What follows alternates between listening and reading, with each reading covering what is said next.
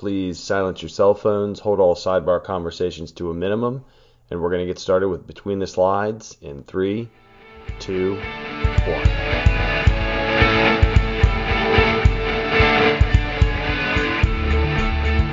Thank you, everybody, for coming back. Want to give everybody a heads up. This episode can be pretty heavy. We're going to be talking about suicide among public safety and other areas, but want to let everybody know up front that the subject we're going to be touching on is pretty serious. So we will have some great resources for folks. If you're in crisis now, certainly get a hold of Call Somebody, and we're going to provide resources for you and each of us to be able to help each other. So I want to share some statistics, unfortunately, pretty grim statistics, and then we're going to get into my guest who has some very interesting perspective in this, and we'll get into why that is as we go through the episode. But I want to share fire and EMS workers have an 18 to 100,000 suicide rate. Police officers have an 11 to 17 to 100,000 suicide rate. The general populace of the United States has a 13 to 100,000 suicide rate. In 2017, 140 police officers committed suicide compared to 129 that were killed in the line of duty. In 2017, at least 103 firefighters or EMS workers committed suicide compared to 93 who died in the line of duty. This data shows that in 2017, police officers and firefighters or EMS workers were more likely to die by suicide than in the line of duty. That study was part of a Ruderman white paper on mental health and suicide of first responders from April 2018, with data provided by Badge of Life for the police data and fire data coming from Firefighter Behavioral Health Alliance. First responders, meaning police, fire, EMS, and in this case, we'll also talk about 911 communicators, are exposed to horrible experiences on a daily basis, sometimes many times in a single day. Today on the show, Between the Slides, episode 29, From Suicidal to Saving Others, is Ben Gomes. He's an experienced 911 communicator and first responder. Now he's a professional firefighter who was a true first responder for many years, the one who took the calls initially that sent folks out there and who faced his own demons and darkness related to suicide. Ben, welcome to the show, and thank you for being here. Good, man. Thank you for having me. My first podcast. Pretty excited. Mine too. Not my first episode, first podcast for sure. Yeah, it's pretty neat. I really appreciate it. Look forward to providing folks value on this. As we know, pretty serious topic in general, but also, from circles we're around or in, have been affected directly. And a lot more about that we'll get into as far as, how we can help and things. But let's let folks know about you. So where are you from and where are you now? Oh, man. Generally, I'm from Richmond, Virginia. I grew up in Henrico County. Grew up in a little part of Henrico called Lakeside. It's just north of the city. Grew up there all my life. Volunteered for the local rescue squad because that's what my dad did. That's the only thing I really knew what to do. And I only really live a couple miles from where I grew up now. I live over near Richmond International Raceway. If there's any NASCAR fans, they know where that is. Still living in the same county. I love it. Excited about what I do now for everybody in public safety. That's awesome. And so how did you end up? We first met, I think, when we were both at Richmond Ambulance. You'd been there a bit. I got there as the planning captain, so got to do my incident management thing and touch the streets a little bit. I know I was, mostly the administrative guy, but I tried my best not to call you radio whenever you were on and I was out there. So if I did, I apologize. But how did you end up there? What took you? So you were volunteering. So were you at Lakeside Volunteer Rescue? Is that where you volunteered? I was. I actually started as an explorer in the county when I was in high school. Got introduced to the law enforcement side and did that exploring route and realized I wanted to do the fire stuff because that seemed a lot cooler. Oh, wow. Did that. Started volunteering for Lakeside back in probably 2004, 2005. Ran there for a while. I've done private. I've done public, EMS, fire. I've been around from how I got into Richmond. I worked for a private transport company for a couple of years, and just applied to Richmond to see what would happen, to see if I could get the job as a communications officer. And you did. Right. Right. I So that did. worked out. Yeah. Nice. Somehow I did. Nice. So when you got hired, did you have training already, or did you go through a training program when you got there? Nope. I had really zero communications experience. I worked part-time for King's Dominion for a couple of years for their fire and EMS department. Kind of dabbled with some radio traffic when we would help them out, but nothing major. Applied, got on, and a lot of the training there is strictly on the job. Most communication center you go through an academy for a couple of months, and then you're put onto to the floor with somebody in your training. Excuse me. There you're strictly put on the floor from day one. You learn how they do things, how their system is different, and their system is different if you're interested in checking that out. With that They system do status controlling. that system status controlling, the term that I dislike the most. Um, so they do National Academy of Emergency Medical Dispatch. It's a 3-day course. You learn all of the card sets that they use, the reason they ask the questions that they do, and it's strict. You have to ask the question word by word. You can't deviate. That's not the rules. Did that training, did my on the floor training probably took, let's see, I came in October of 2010. It's when I got hired there. And then I was released probably by January 2011. So about 3 months. Okay. And were you in the comm center exclusively, or did you also rotate out? Nope, I was exclusively in the comm center. Tried to break free a number of times, but that just never worked out. Gotcha. And that's where I was for 7 years. 7 years. Wow. And so then you transitioned. So now you're a firefighter with Hopewell, the city of Hopewell Fire Department. Correct. I went from basically, long story short, I went from Richmond to the city of Hopewell for their fire department. Again, I've dabbled in a lot of different things. I'm one of those people that likes to get my hands on different aspects of the job. Volunteered for Hanover Fire and the EMS at Station 6 for 2 or 3 years, got my fire stuff, and then Hopewell was the department to pick me up. I went through a bunch of application processes for everywhere in the Central Virginia area, and they were the ones that picked me up, and that's who got me. Nice. Also, Hanover alum, so great department out there. 11 Yes, out of sir. 11. So you had then Fire 1 and 2, Hazmat Ops, EVOC, all that good stuff. So did you have to do an academy when you got to Hopewell, or was it kind of like a lateral pick, you know what I mean, kind of thing? We already Yeah. already qualified. So Hopewell, we're a very small department. The city is 11 square miles and some change. We have 25,000 people in the city on a good day. That's just residents. And then we have a staff of no more than 60 people. Each shift has about 17 max, and with 2 or 3 off during the day. So we run a very minimal department with 2 stations, 2 engine companies, 2 medics, a quint, a battalion chief, and we make do with what we have. Right. And then so when I got picked up, we did like a 2.5 week. We had 7 people that came on. It was one of their biggest hires because they had extra slots basically granted by the city to add staffing to it. So they had 7 people come on. We did all training in-house for 2.5 weeks, and then we went out to do shift work.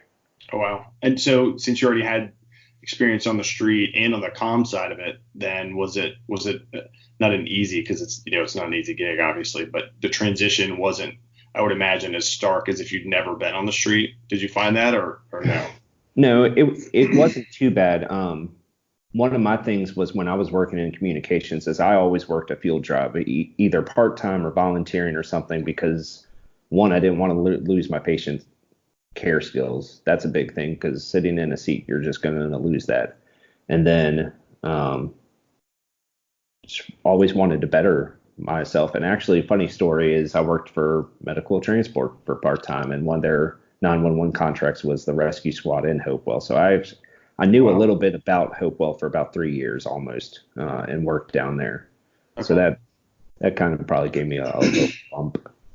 That's nice. That's one thing And this is that I would say is the non-emergent when, because everybody wants to get in and go woo, woo, woo, and do the high speed stuff. But one thing I always tell folks is the non-emergent is where you can really, really hone your people skills.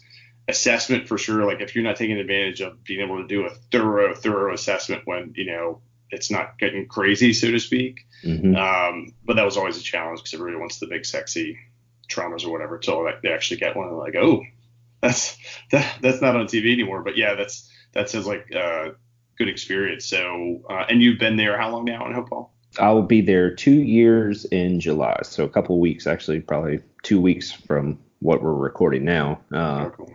Will be 2 years. Gotcha. That's awesome. I love it. I'm for them. I'll be there for a while. Yeah, right on. I've been there quite a few times working with Ben when I was doing emergency management stuff. Yep. So awesome. Really cool. Good guy. And you guys have the now iconic, I think it's been on quite a few places, the Save the Flag with the fire behind it. That right? Was, what was that, a VFW or something similar? Not a VFW, that wasn't. It was a Hopewell Moose Lodge. Moose Lodge. The Order of the Moose, I believe it is. That was actually my shift night. And the iconic Moose Lodge fire that we actually our fire department chief saved the flag with another guy, Timmy Sabula. We got dispatched for smoke coming from the structure. Got there. The first engine marked on scene with smoke coming from the building. We got there after them and started walking around, and the fire just came through the roof and it just went off. And the Moose Lodge flag apparently burned up. This all happened. I was on the rear of the structure and they were on the front. The Moose Lodge flag burned up because of all the heat. And then Chief Hunter said, "We're going to go get that flag down." And he ran up. Timmy Sabula, who was on the first engine there, he ran up and assisted him. And they pulled that down, and then they pulled the state flag, which everybody was wondering what happened with that. But both flags got brought down. The Moose Lodge is going to incorporate that into something when they build the new one. And then I actually ran that flag for Brad Clark's Tunnel to Tower race. We took that out, and then we ran that on the course also for him. Oh, wow. That's awesome. It stinks, but awesome. Good on you. And that was that photo, was that on your Instagram or your Facebook? The photo of that fire, or who captured that? Was it the media? I believe the fire marshal caught the video, and what it is it's a screenshot of the video, I believe, but somehow it's just right that it makes it looks good. Right. That's awesome. Yeah. I didn't, just speaking of Brad, I met him a few times. He did one of those 305 classes. Talked about it when I went over the ICS 300, one of the early episodes, and didn't know him as well as maybe you or other folks, but every single description or the hand signals, you would be like, okay, you didn't need to see him that often to pick up automatically like that. That was it. That was wild. And working where I work now, the VCU health system, had a chance to at least go try and, help when folks were there healing and some family were there. So, that was definitely tough. And so everybody move over and slow down. We're going to throw that in there for now. So let's get into it. So, being exposed, like we talked about, I mean, the numbers for folks in public safety are just, they're horrible because you see horrible things all the time, or hear them, or can't see them but hear them, and in the case of being in communications, which is just super hard. So because I know some of kind of your story, was it when you were in communications that you started having some, was it like PTS or just kind of depression, or a mix of that, or kind of what started happening, and how did you kind of start feeling it, I guess? I say we just get into this and just do the story. So a big thing, and I'll give a little heads up, PTS and PTSD. PTS is post-traumatic stress. So that's any stressors that you have from an event that don't last basically more than 30 days. If you have stressors or any other kind of emotional feelings after the 30 days and prolonged, then it becomes a disorder, basically. And that's the difference between those two. A lot of people get kind of confused on that or wonder what the difference is. So my story, I started at Richmond in October of 2010.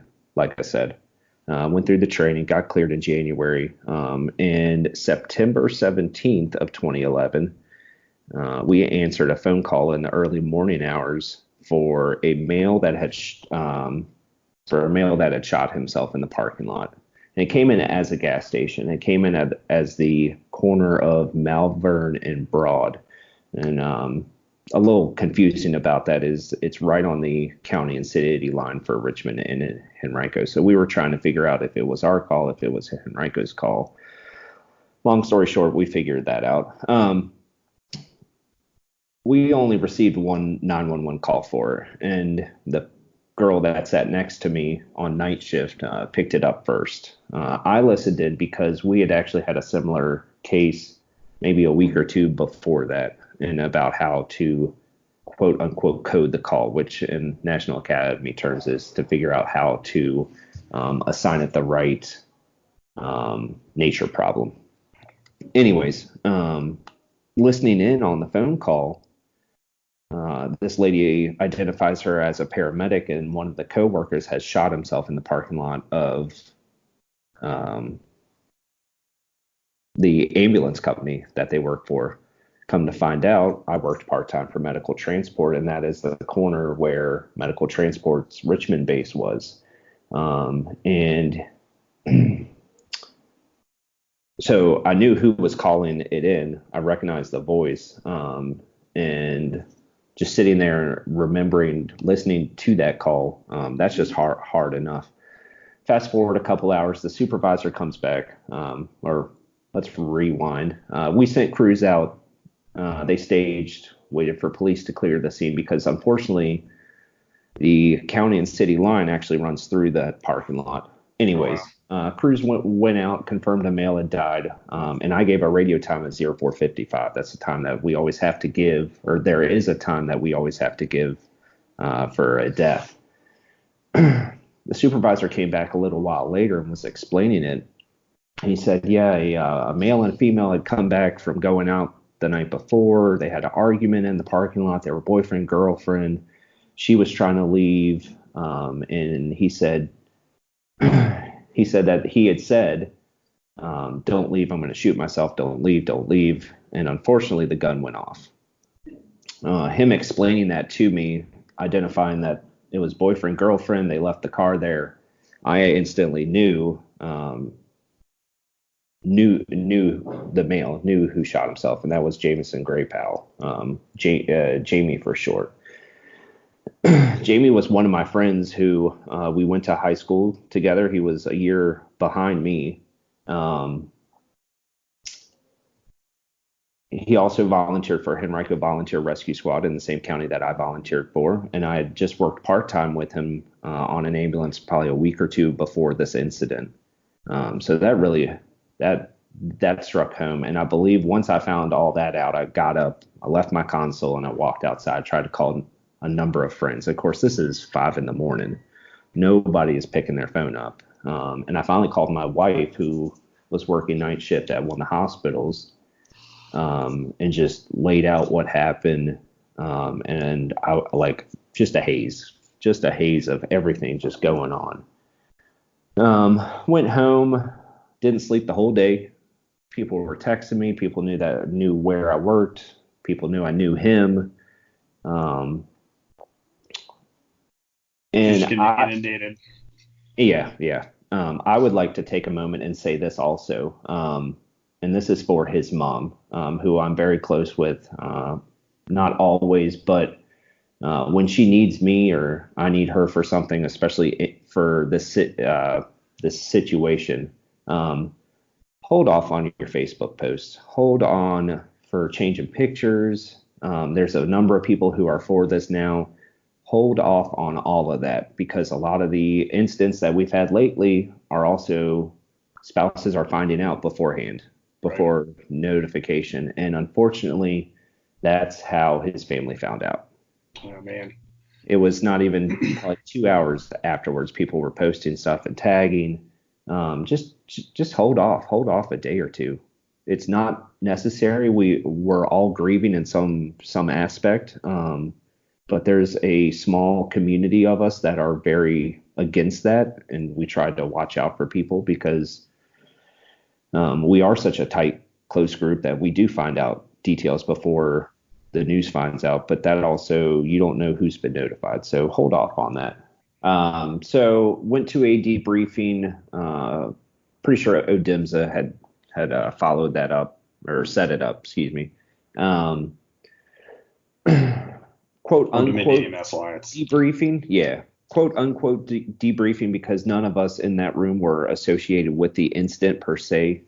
And that was okay. It was more just a grieving kind of thing.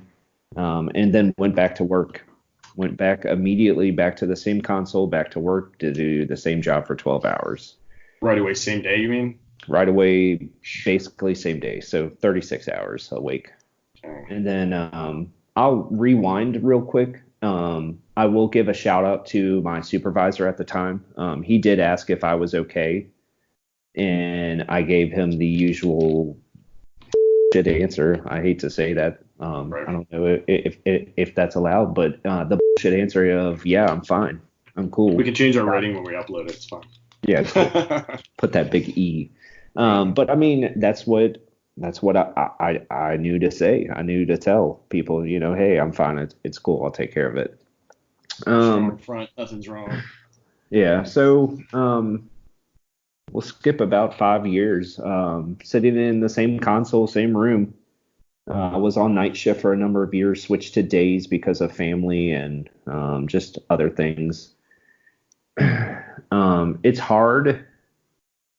I remember when I worked nights for a number of days, if not a couple weeks after, I would always look at the clock in the morning and it was always 04:55. It was the strangest thing. And I was like, man, this is weird.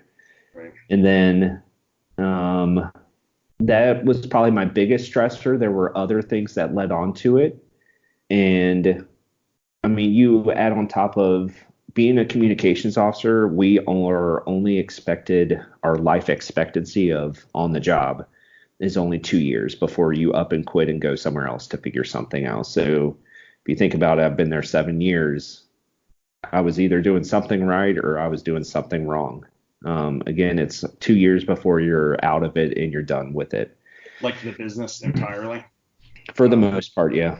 Is 2 years. That's why a lot of places have high turnover rates for their 911 communications officers. And people don't think that. I always equated, especially when I worked at Richmond, we were one of the few centers where you actually had to be able to do everything. And when I say everything, you had to be able to dispatch a call when it came in, send it to the right appropriate truck.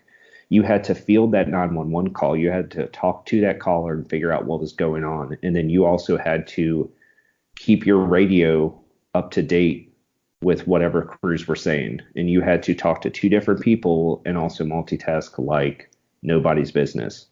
And I always kind of equate it to playing a video game. And it's sad to put it kind of in that term, but that's what it was. But unfortunately, it was with somebody's life. One of the most rewarding things I've done, but one of the most stressful things. And we go into about 2016. 2016 is a hard year. I'm in the comm center for Trooper Dermeyer's line of duty death at the Greyhound bus station. That was March 31st of 2016. And I had just taken a break right before that, gave my radio to somebody else. I was running primary, so I was dispatching all the trucks for the city that day. That was my job.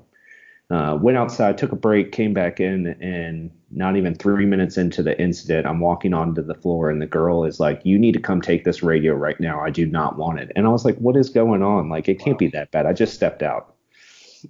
I sit down and scroll through the notes for the bus station. I'm like, why are we sending so many trucks to the bus station? Right. And I read it. I see trooper shot, trooper down, multiple other people down. And I was like, oh, my God, like, what are we doing today? And then the worst part, to add even a personal effect to this, is 2 weeks before that, me and my wife miscarried. And I should have never been at work. We debated about taking time off, but unfortunately we both work. I work public safety. She works in the healthcare field, and there's no time to take off. So unfortunately we grieved with what we could with the time, and I was back at work. And then Trooper Dermeyer's line of duty death hit, and I was done. Man. I held my radio for that happened in the afternoon, sometime like noon, maybe even a little earlier in the day.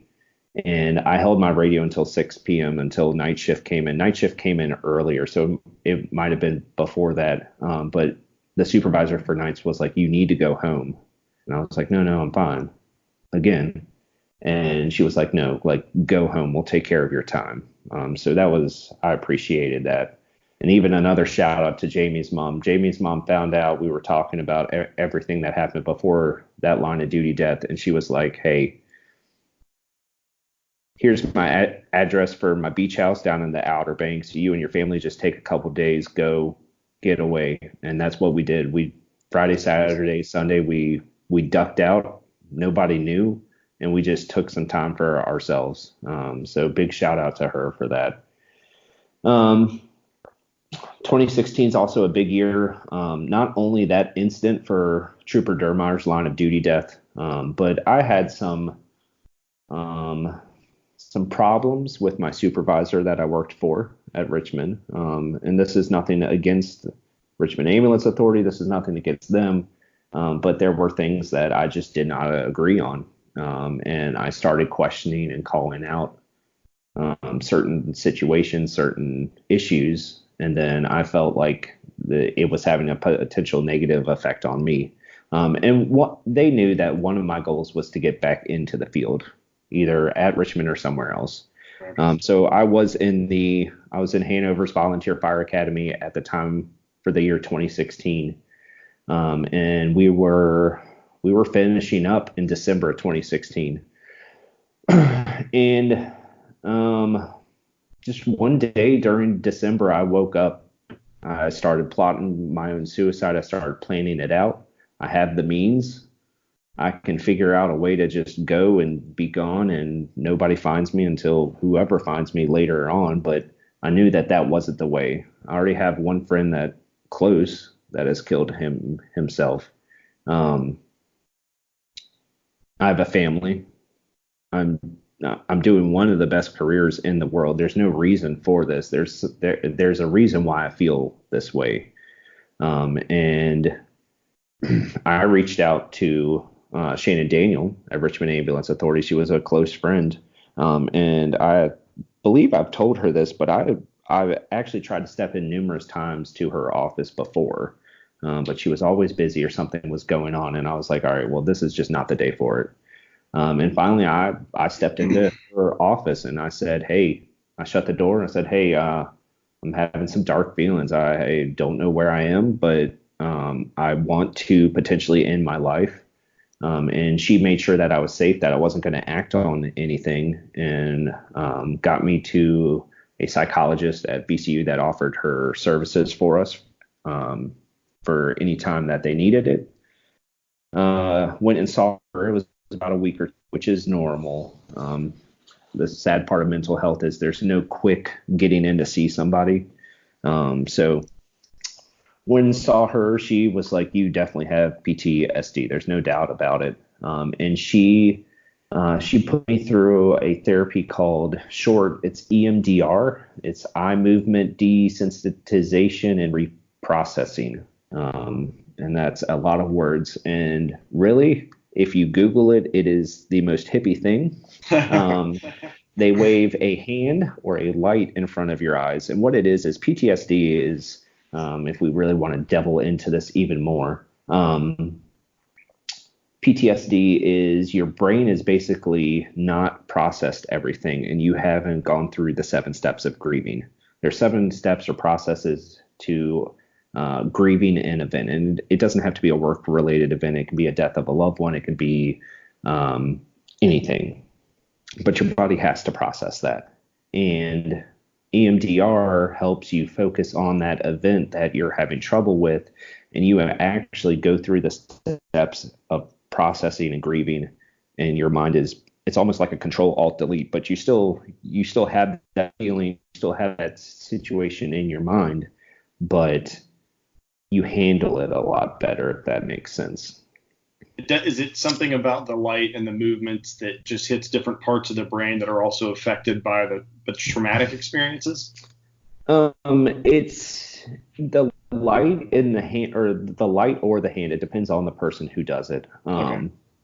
It it doesn't have anything to do with the event, the traumatic event, or anything. It's um, and if somebody will call me out if I'm wrong.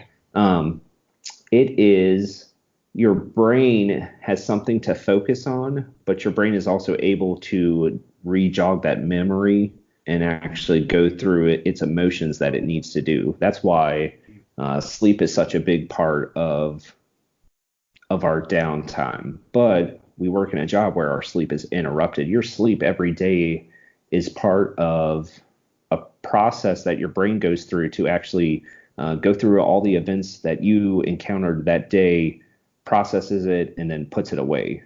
But with us, we don't always get into a cycle of sleep where we can get our brain to do that. We're always at a Kind of heightened.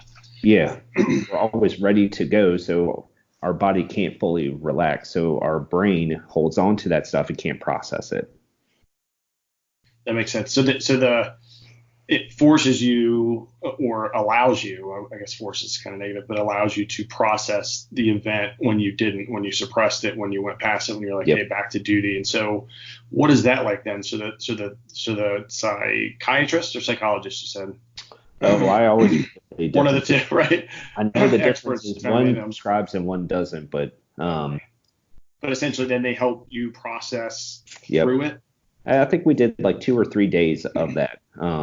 And you like your first session, you fill out a sheet of how you feel about whatever traumatic event that you're going through. And then at the end of therapy, you fill out the same sheet, judge your answers to see if it's helping or not. And in my case, it was helping. Good. So you reached out to a trusted colleague, Very right? much so. So for those of us that have worked for agencies, particularly public safety agencies or government agencies, or just about any of them really, there's EAP, right? Everyone says, oh, we have EAP, here's this. Hmm. Did you ever use that? And if you did not, why? I did not. Okay. I've never used it. I will be upfront about that, but I've heard a lot of people that that have not had good experiences with it. I've always heard that they didn't help or they didn't understand where I was coming from. A big thing is we in public safety, no matter which discipline you are, fire, EMS, police, communications, whatever it be, we only want to talk to our people or somebody that knows where we're coming from. So a big part of us asking for help is, one, we don't want to just go talk to a stranger.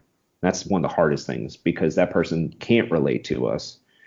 The other is the stigma behind it is we work in a profession where we are the we work in a profession that we are the strongest people and we are the people that are there to help. We're not going to ask for help, but we should. Right. Interesting you say that because for me personally, that exactly happened when I talked to some folks of, so I was unfortunately intimately involved in that hot air balloon accident that happened years ago, right? And so fortunately, I had good friends that hooked me up with some counselors, right, with for the government. And as I talked about that event, and then a few years later, I talked to someone about kind of build up too. It was like the shock in that person's face was like, oh my, Yeah. what? I was going, wait a minute, you're just, and one of them told me like half the time their problems. So I'm like, oh, okay. And I'm sure, and again, to disclaimer, like I'm sure there are folks that provide services for EAP because it's like 5 free sessions. So Yep. it's there and it is a great tool, but I would say, I guess, fairly experiences vary. It's probably a safe thing to say, but it's interesting you mentioned that. And yeah, when you talk to your own people, it's because like they understand it more. I mean, a lot more. So and of course, where you went has some pretty top notch people. So that's a great group. Is that somebody that They're all that right. Shannon knew? Yeah, I know. Little plug. She actually, the doctor from VCU actually reached out to Richmond Ambulance and we had a CISM team set up already. But this was kind of before peer support and all this other kind of came about. So she had already contacted us and said, "I'm here if y'all need us." And interesting, she's not practicing every day. She's actually in charge of a couple different committees for the Department of Psychology. So when she does take on patients, it's kind of like a case by case basis. Gotcha. So mentioned peer support, really to get back to you. So it made a difference in those sessions, and then how do you create the longevity and keep, maintain or get better or come back, whatever the right wording is. So, because that's certainly not the end of it. It's not like, okay, hand wash, you're good to go. So then what happens after those sessions? So finished out my sessions with her, and me and Shannon kind of, and I don't want to say me and Shannon, I'm sure there were some other people. We did have a couple other people at Richmond. We would actually come into their new employee orientation, and they would take out an hour or two to basically talk about mental health. And I'd share my story. We had a couple other providers share their stories and their frustrations with the job. And that's a whole nother topic, but that's something Right. that we need to start doing, is starting it with our rookie schools, our new EMT classes, recruit schools, whatever, for your department, like giving them a heads up. Because I remember I worked part-time for a communication center around here for a couple months, and I was sitting in training, and there was a blurb. It was literally a paragraph, if not just a couple sentences, about stressors and the mental health aspects of the job. And it was maybe 2 or 3 sentences. And I swear I'm not a religious person. I'm kind of just, out there, but I felt a tap on my shoulder. Like somebody was telling me, hey, speak up. So I did, I said, I brought up, Jamie's suicide. I brought up my feelings about it. And this was before I went and got help. I said, hey, this is one of the hardest jobs that you're ever going to have to do. You literally sit and listen to somebody's worst day, and you can't do nothing about it. You are literally a sitting duck, and you have to wait until somebody gets there to help them. But you do have tools to help them. But sometimes, unfortunately, you have to sit there and listen to it. And that's going to take a toll. And we need to start here, day one, with the new people, because you don't know what you're getting into. The way that I knew that I got the help that I needed was, I knew, again, this is 5 years down the road from September 2011.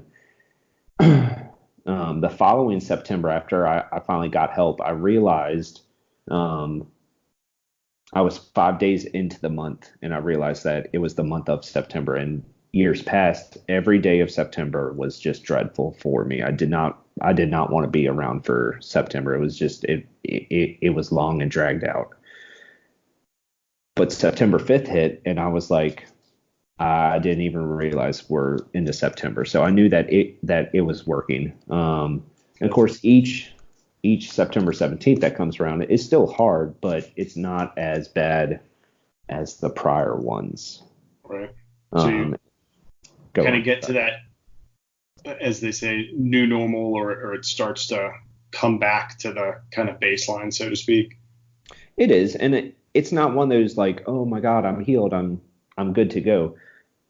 Excuse my language, but that shit is still stuck with me. I mean, that's Sure. a personal thing that I carry with me every day, but I understand it better. I can handle it and deal with it a lot better. I have the tools to deal with it. Right. Yeah, that makes sense. I mean, I used to call it kind of, I have this little back room in the attic of my brain, and I've shoved stuff in there, and one day the door pops open, and you may clean it out, but it's still gonna have some stuff stored in there, right? It's never gonna go away. Very much. But I mean, thankfully you got the help, and someone listened, and someone was there, right? Which is a huge factor. And then you had that ability, and that you did speak up, because you're right, especially going into a new place. a lot of folks are like, well, I just need to be here and get through my probationary period and make it, like not rock the boat and do this or that, whether it's the rightest thing to do or whatever. So good for you. And you've gone certainly beyond that. You mentioned, peer support again, because the peer support was, especially in the fire service, they say, around the kitchen table, or I don't know what the police equivalent is. I can make a donut shop joke, but for our people we love it and the law enforcement. But no, I mean, you're right. We've actually been doing peer support since day one. Peer support is defined as informal and formal. And informal is your table talks, is sitting at the dinner table in the station, sitting in your patrol car side by side, sitting in the truck together, waiting on an EMS call to come out. That is informal peer support. It's two people there for, or more people there for each other, or just hashing out whatever. Formal is you or somebody referring you to somebody who is willing to listen, is there not to judge. A big thing about peer support is it's confidential. You know that person's not going to speak out or tell whatever you're thinking or feeling or whatever. And then again, formal is just two people discussing potentially some dark things. You have to be prepared you have to prepare yourself to listen to a lot of hard things to listen to. People are going to come to you about mental health, but there's also finances. There's divorces. We're in a career, public safety, for the highest divorce rate. We know that there's alcoholics in our fields. We know that there's drug abusers in our fields. There's marriage problems beyond divorce. I mean, we're a messed up organization, but as I looked at those statistics just about suicide, substance abuse is in this every study like that, because it's hand in hand, or it's the trigger that takes down that last wall, sometimes, and folks do it. And one thing I heard I'm a huge Jocko podcast fan. I don't know if you've heard that from Jocko Willink, but he's talked to a few people on his show, war veterans, and so similar, different circumstances, obviously, but obviously a huge PTSD, and talking about the informal from World War II, where prevalence, folks certainly had PTSD, but the informal aspect is they had to be on a ship for a long amount of time with their colleagues. And so they had time to decompress, whereas as years have gone by, we can travel so much, or the stigma, we don't talk about it, so we let it go, versus, having a lot of time to decompress with somebody that's been through the same thing as you. It was a very interesting kind of comparison, and then thinking about that for, like you mentioned, sitting at a post, in a truck for hours, and you're sitting there and you can, shoot the whatever with your colleagues and other folks that are on there, can make a big difference. But And you make a excellent point. They had time on the ship to go wherever they were, if they were coming back or if they were going to a new post. A problem that that public safety is having now is our call volumes are up. Our call volumes are exploding, and that's another problem that's going to create issues with mental health. Is our brains don't have time to, again, process events. If you look at, let's just take the Richmond model, and I'm not trying to throw that out there, but it's Richmond is, you are stuck in a truck in an ambulance for 12 hours roughly, with you and your partner, and you go from call to call to call to call to call. There were days where trucks would run a couple of calls, but there were also days where trucks would run 8 to 12 calls a day in a 12-hour period, if not more. Right. And you have time to drop your patient at the hospital. You have time to go run your fire call. You have time to go run your police service call. And people in the field can take that time before they clear up to sit there, to process, to do whatever they need to do to compose themselves to get them back in service.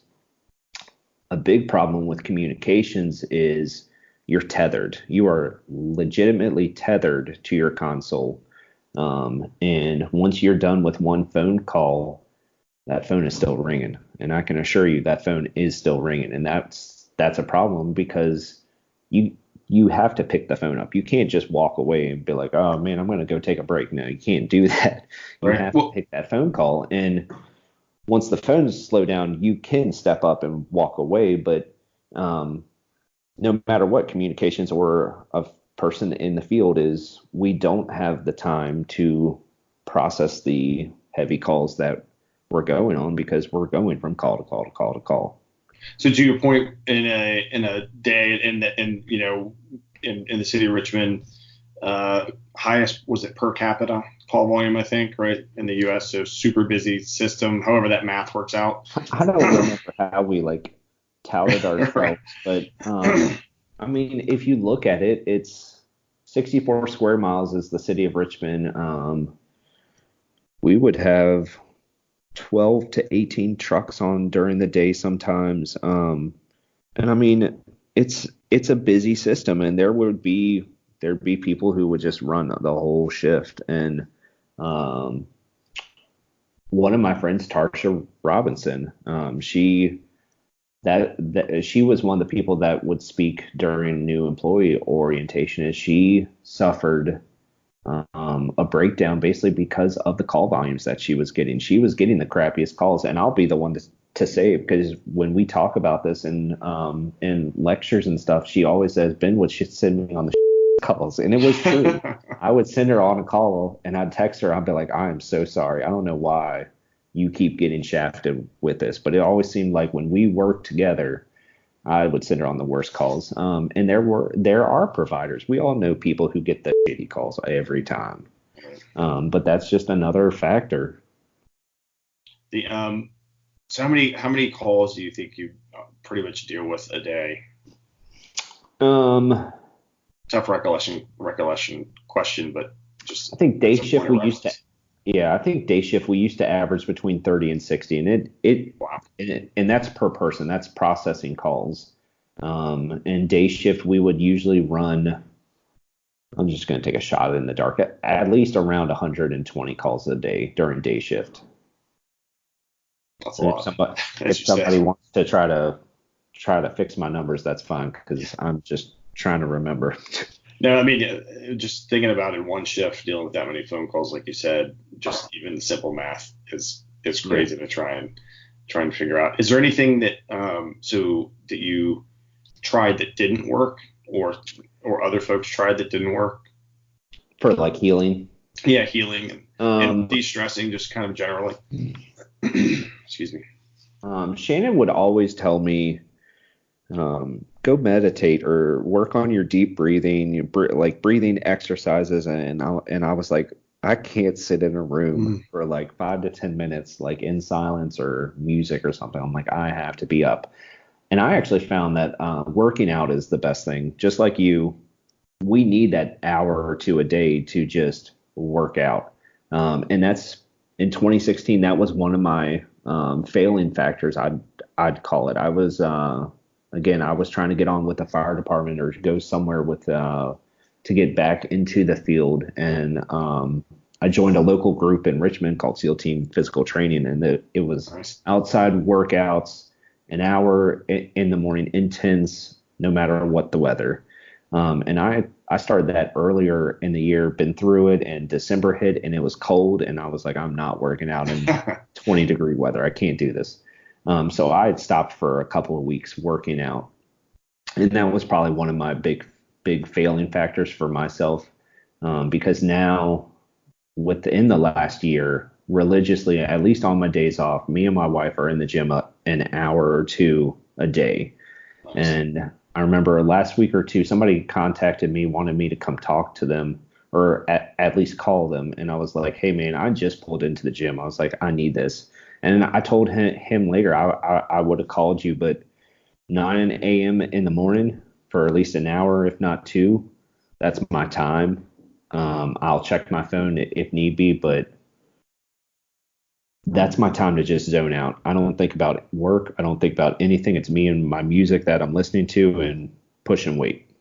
Absolutely. I mean, I've posted it, said it, whatever, but whether you go to a gym or a garage gym, it really is your therapist or one of them can be for sure. Because to your point, when you challenge yourself on your own, I mean, SEAL team training, awesome, because that's, then you get the camaraderie, everybody's there, getting after it. Then when you start going on your own, and it sounds like in December you could probably feel it those 2 weeks, you're like, you don't feel as good. And then when you are now going and getting an afternoon, it's less of I have to go, and it's like, you want to, and it's part of your life, and good for you for notching that out all the time. And it's also another good bond, for marriage too. Like, same thing for my wife and I. We're getting up and then we'll look at each other, and it can be frustrating, but it's like, oh, you're not getting up today. So what do you have to add to that?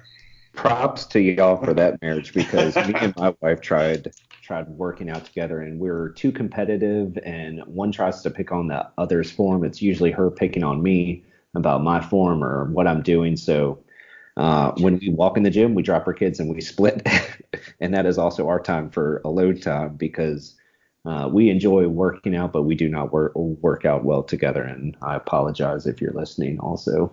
Sends his love. Well, yeah, and we've probably similar, just in the same area, pleasure area. But in fact, just this weekend was one of the first times we actually did a full workout together, other than like she's done the Murph, a couple times and stuff like that. And it's a good way to get out of it. So what is the group that you're with, or that you do, and that you're part of, or groups? I know I've heard of like the Code Green Project. I've heard of the Virginia, let me see, make sure I say this right, Virginia First Responder Support Group.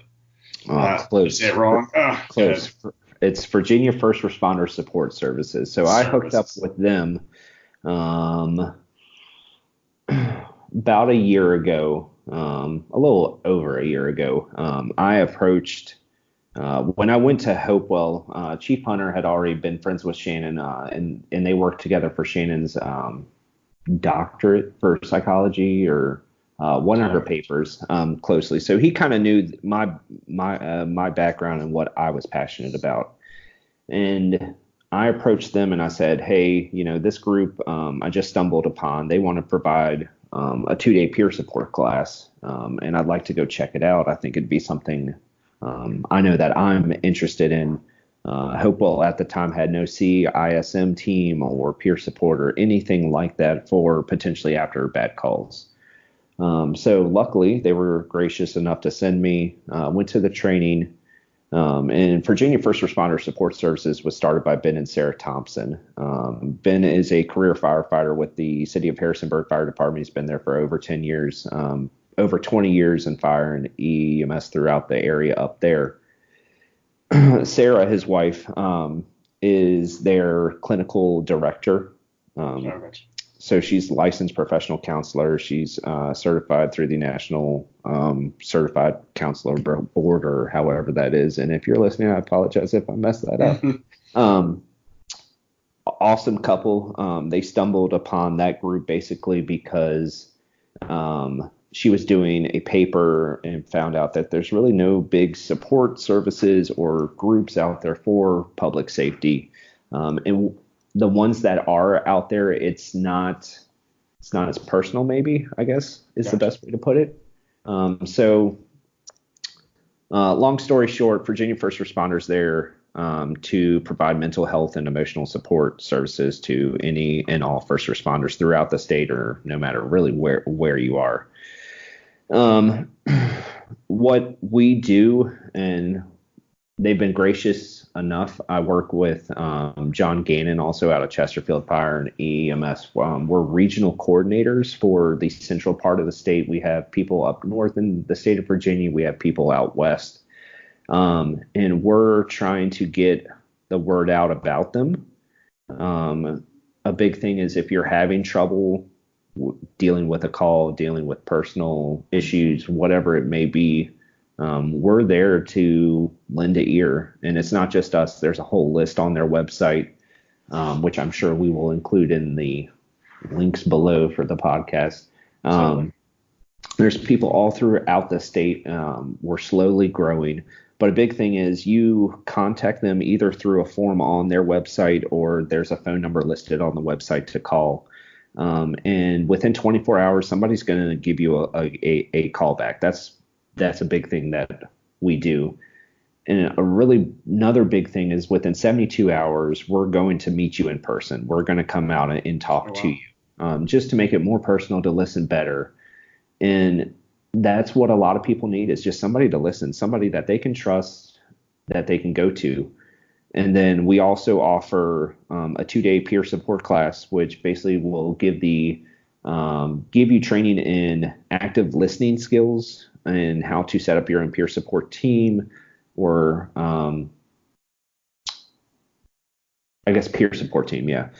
For your department, we'll give you ideas for your SOPs or SOGs, whatever you want to call them. And then we also offer a 3-hour class that's kind of like an awareness. We'll give you statistics, and we'll give you more information about peer support. But basically, a lot of the teams in the area for your old CISM works, but only in certain cases, where peer support can come in and basically encompass everybody, because you might not necessarily be affected by a call that somebody else ran, but over time you've been affected by numerous calls. Well, CISM only works for one call, whereas peer support, we can come in for whatever, and that's kind of where the issue has been. And then, not to ramble on more, but I also preach on, sometimes you don't want to go to somebody in your department, whether it be stigma, whether it be a small department, it might be a really big department, but you might not want to deal with somebody in your department. Virginia first responder can come in and assist you with that. We have people throughout the state. We will find you somebody that you can mesh with to come out and at least talk, like get whatever is off your chest, because it's not doing you any good to be holding back. And they can kind of set that meeting up where whatever's comfortable for them. Yeah. Like, so you say, hey, I want to meet you at whatever. Yeah. And all of our people have been through the 2-day peer support class. A number of us have more trainings, and we're going to hit them with the hard questions that, hey, are you thinking about committing suicide? If we can read that or clue in on it, because those are questions that nobody's going to ask you potentially. Like, nobody in your department that's not on a peer support team, nobody's going to ask that because they're afraid to. And that's okay, but we need to be watching out, because the statistics are out there. The statistics that I have for just the fire department alone, 1 in 2 people have contemplated suicide. It's me and you talking. One of us has contemplated it. And I mean, we already know who, but I mean, you look at your shift, you look at the people who are in your firehouse. There's 5 people in your firehouse. There's 2 or 3 people. And then we go more into that plan. There's 1 in 5 that have made a plan to commit suicide. So you look at a fire station that has 5 people in it. Potentially one person in that station already has a plan. So, I mean, the statistics don't lie. And actually, I feel that the statistics are misleading, because those are people that willingly put that information out. And if we look at the Firefighter Behavioral Health Alliance, they say that their numbers are off. Their numbers should be more, but it's everybody's saying everything. Yeah. Right. That's true. How have you found, is each experience just kind of like people, I guess, unique, or have you found kind of some, and this is probably in the training, I would imagine, kind of some standard approaches? The only equivalent I've had is, I think I had like mental health, first aid, but is the geez, I gotta look at the pin for my badge, the CIST that you get for dealing with behavioral health folks on calls, right? Talking them down, kind of making sure you're like, oh, understand, I know what that's like, and correlating when you don't know how. Or is there something similar like that you provide in this circumstance, or is the big thing just kind of listening, and then there's some good prompts that the training provides as far as recognizing and how to kind of get somebody to help process? A lot of it is just active listening skills, actually being there in the moment with that person, and how your body language is taken by the other person. You don't want to close stance because then they think that, okay, well, this person's not keyed in. You want to have an open stance. You want to let them know that you're here, you're in the moment. You put your phone away. You have no distractions on the table. A lot of it is also listening, normalizing, hey, the feelings that you have are normal. We've all had them. Validating their feelings. And then also like trying to think of the word, relate to them. So me as a person, I have multiple parts of my story. I can relate to you somehow, some way. And you're going to know that, okay, well, this person has been there. That person's been in my shoes. It can get better because a lot of people are scared to speak out because of the potential for being, I guess, ECO'd or being detained for 72 hours because they're having these thoughts. I had these thoughts. I was never put, somewhere away for a couple of days. I still have the gun that I own. That was not taken away. Everything. Of course, I was made. Trying to think. I was checked on to make sure that I was in a safe place, that I wasn't going to go off and actually follow through with my plan. And I made a pact with Shannon to not do anything until the meeting, go talk to somebody first. Right. And that can be a gray area, but that's where trustworthy confidentiality and all that, because if you know that that person's not going to go speak about your problems to somebody else, that's helpful. But we also do have policies where, quote unquote, if you're a high risk person, if you do have a plan, if you do have the means that if you're not willing to take our help, okay, well, now we do have to act on something because you're not willing to go get the help and you're going to do something. So there are morals policies in place. Okay. Is that something too that you found both for you when you were, in a bad spot, and then for you now helping others that is helpful, is to have that kind of commitment or promise? You know what I mean? So you made a pact or a promise, right? That kind of gives something to hold on to while you're working through it on either side. Did you find that as a big aspect of helping you do that? I think for me personally, I knew that I needed the help. I was already in the mindset that I needed the help. I just didn't know where to go. Okay. And I knew that my thoughts, I was like, this is not right. Like, this is not where I need to be. But for some reason, I'm here with it. I have personally talked to other people that have felt like if they go and tell their therapist at that time, or if they go seek the help, if they say, hey, I'm thinking about hurting myself, or I do have a plan, or I do have the means, that they're going to have their guns taken away, that they're going to be locked up or sent off to some psych ward or something for days. What's going to happen to their children, their wives, their finances, and all that. And I'm like, let's slow down, because we're not even to that point. Like, there's nothing that's going to get you to this point. But me taking my story and telling them, hey, I was in your shoes. Like, you're fine.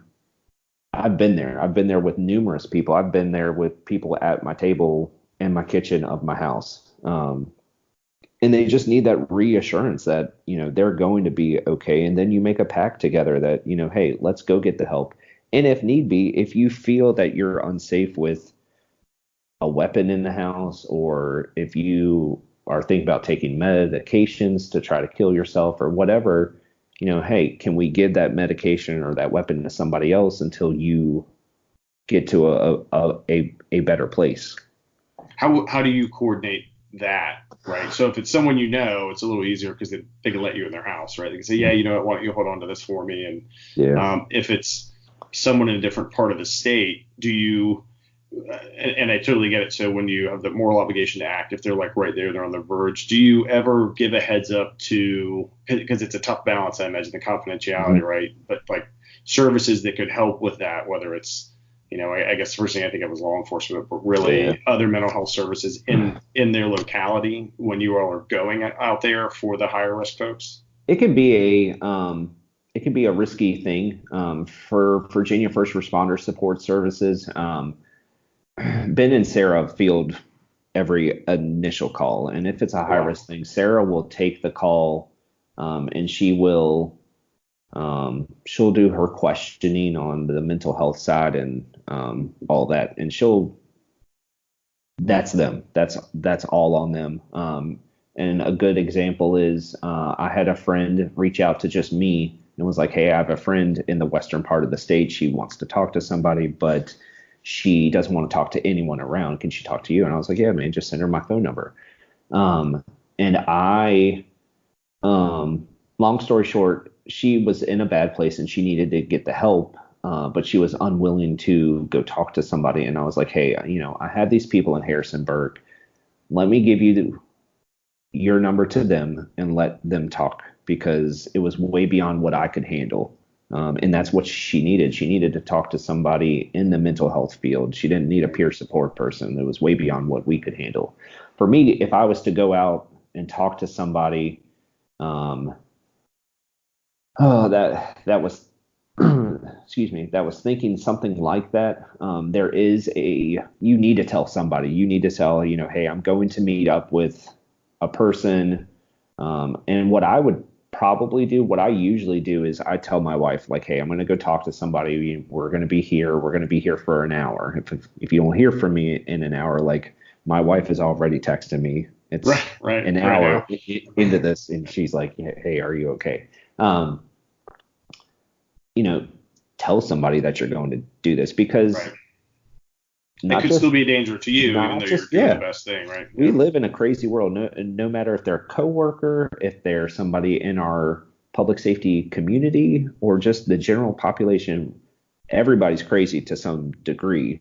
But you need to tell somebody where you're going. But even then, if it was a high risk thing, you need to go see somebody else, because you're way beyond what I can handle. And I'm going to make sure that you go talk to somebody or make an appointment.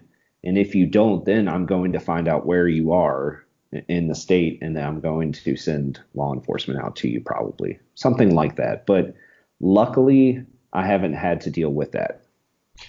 So talking about law enforcement and really all the different disciplines, have you found any disparity between the acceptance of this program?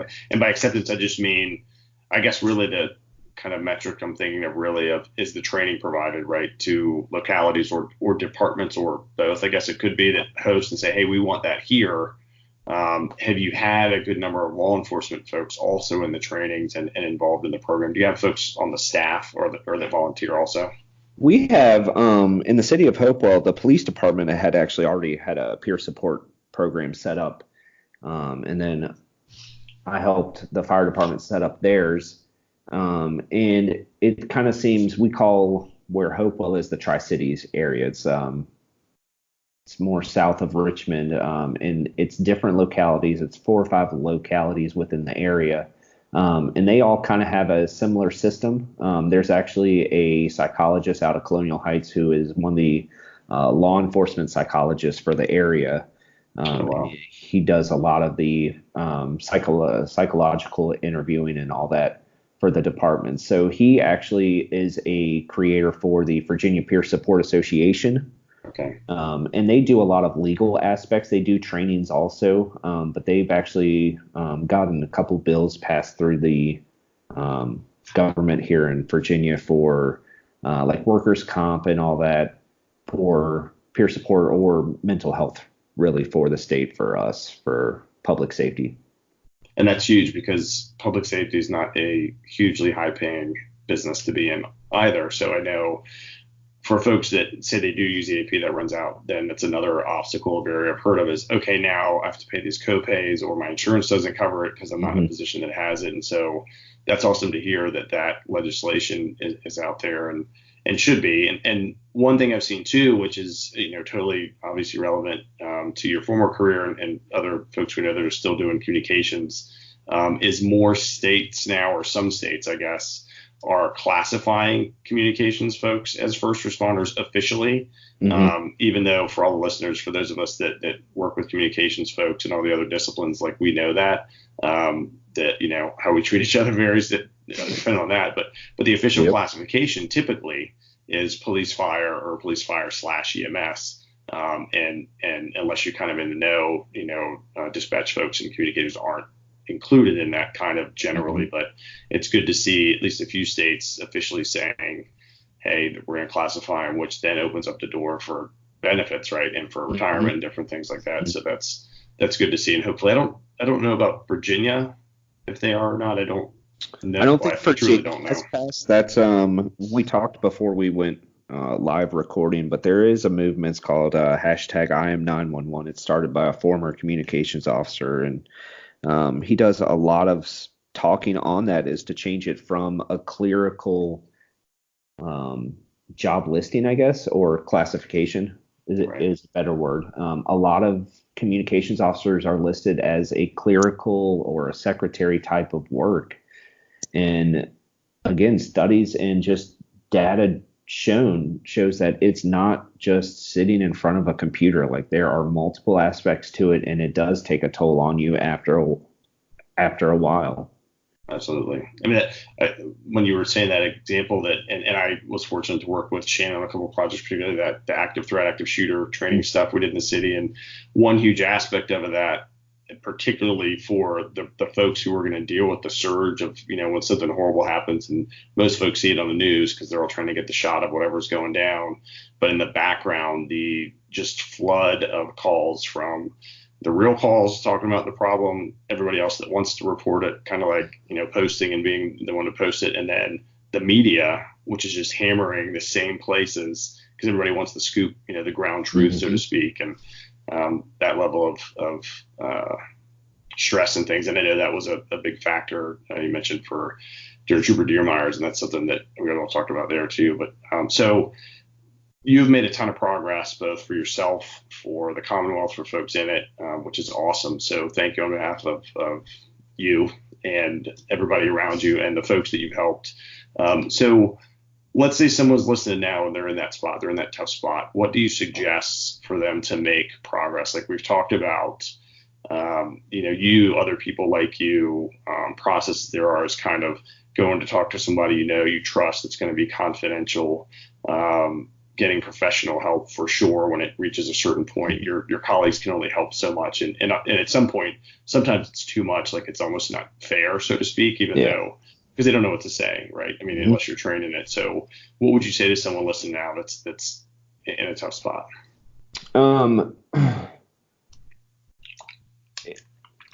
It's hard. This is always the question that I get hemmed up on, because I've been on both sides, and it's like, oh man, just go talk to somebody. But then I've been on the side of, I don't want to go ask somebody. I don't want to look weak. I don't want to look stupid. I don't want to have somebody else worrying about me. But you got to go find somebody that you can mesh with. And whether it's peer support or it's going to talk to a counselor, psychologist, psychiatrist, if you don't mesh with a person, go find somebody else. And that's why I linked up and I love Virginia First Responder Support Services. If you don't like your department's peer support team, or if you don't have one, come call us. We've got 15 minutes. I know. Get out of the library in 15 minutes. You got to pay your bill before you leave. Go find somebody that you can talk to. It doesn't have to be your department. You can come to Virginia First Responder Support Services. Your regional EMS council might have a peer support team. Find somebody that you mesh with. And even if they don't have peer support training, if you can trust in somebody and you have a connection with them, go speak out. Go ask for help. If they can't find you the help, hopefully they can. But I know if you come to me, I will find you the help that you need, or I can get you on the track to getting somewhere, to finding the help. Just because I live in the central part of the state doesn't mean that I don't have a connection out west. I don't have a connection out east, north, south, wherever. But I want you to find that help. It's a shitty place to be in. Again, excuse my language, but it's a place to be in to be in that dark of a place and feel like there's nobody there to help you and there's no way out. There is a way out. You just need to drive and dig and get out and ask for help. That's a good point, because after someone chooses and they do commit suicide, often post comments, whatever, is, oh, well, they should have asked for help, or they should have gone here. And to your point, when you're at the bottom part of the deepest crevice, the last thing you want to do is go tell somebody your woes, because you're not like in a chipper place where you're ready to chit chat with somebody. Yeah. And you mentioned too, so parts of the state, are there similar groups that you all connect with outside the state? So let's say someone's listening to here, because we're in 41 states now, Ben. We are big time. Country. Yeah, 27 countries. So if they go, oh, hey, let me call this program that can maybe hook me up in my state or something like that. Do you all have an opportunity, or would you maybe just go direct with someone, in their department, or is that possible? There's a lot of the states are starting to get their own peer support teams. Illinois, I think it's the Illinois Firefighter Peer Support Alliance or team or something. Like, they're huge. North Carolina has one that's coming up and it's huge. A lot of states are getting their own peer support teams.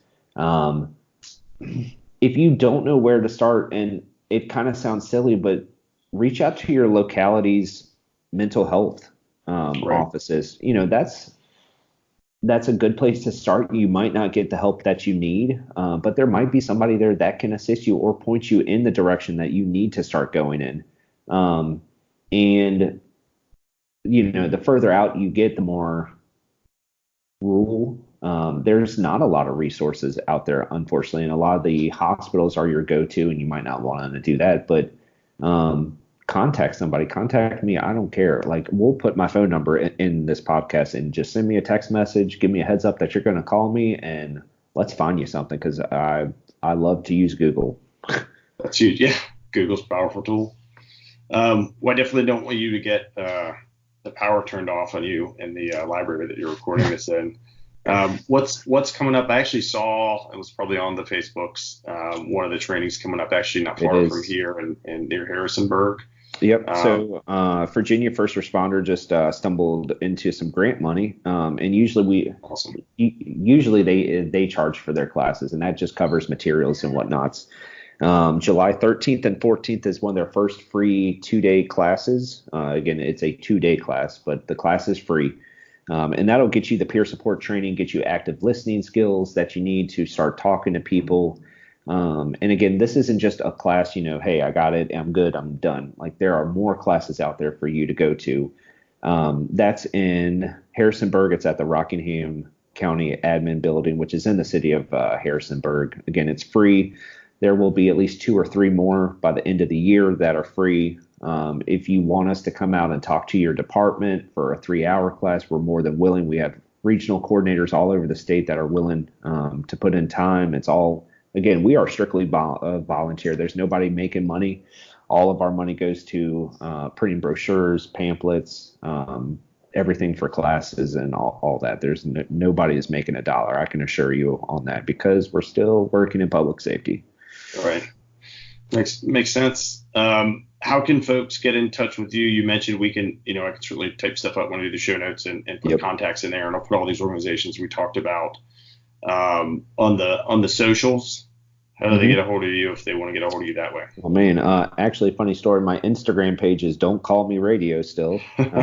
Nice. But on a real note, my email, Gomes, Gomes, Benjamin, just the letter P as in Paul, @gmail.com is my personal email.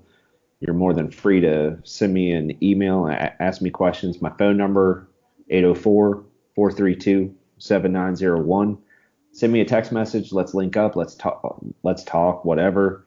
It's always on. My wife gets on me, but she knows that usually most of the time I'm connecting with people, but sometimes I'm perusing the Facebook. But there's that. I'm more than willing to talk. Virginia First Responders Support Services is www.vfrss.org. It's the first letter of the entire name. Again, on there you'll find contact information, a number that you can call if you're having trouble. Fill out the form if you need help too, if you don't want to call. Again, we will give you a phone call in 24 hours. We'll meet up with you within 72 hours. So there's that. There's lots of other resources. There's the National Suicide Hotline. I don't have that number. I apologize. We'll drop all that. There's Code Green campaign. There's a text for suicide hotline. If you don't want to talk to somebody, reach out and find somebody that you can talk to. That sounds good. And we'll push those out when we push the episode out for sure. So we'll make sure we have resources and all that. For the show, if you all have questions, follow up for some reason on both Twitter and Instagram. I am Pannell, Pannellkg. Used to be PSC to PMP, and then I figured I'd just use my real name and try to be flashy. And then we're betweenthislides.com, so we have every episode available there as well. We're on the iTunes, Spotify, everywhere you hear podcasts. Ben, thank you so much for talking about this. I know it's tough. I understand it's tough. It's a hard subject for the folks out there listening. Please use these resources. Think about those around you. Think about yourself. We want you to be here. We want you to be around. Think about the impact if you're not. Public safety is hard because hard people are in it, and that doesn't mean that you have to try and be that way forever. It's okay to have problems. It's okay to talk about it. It's okay to get help. And I hope everybody got some help out of this podcast. Ben, I'm glad that you did.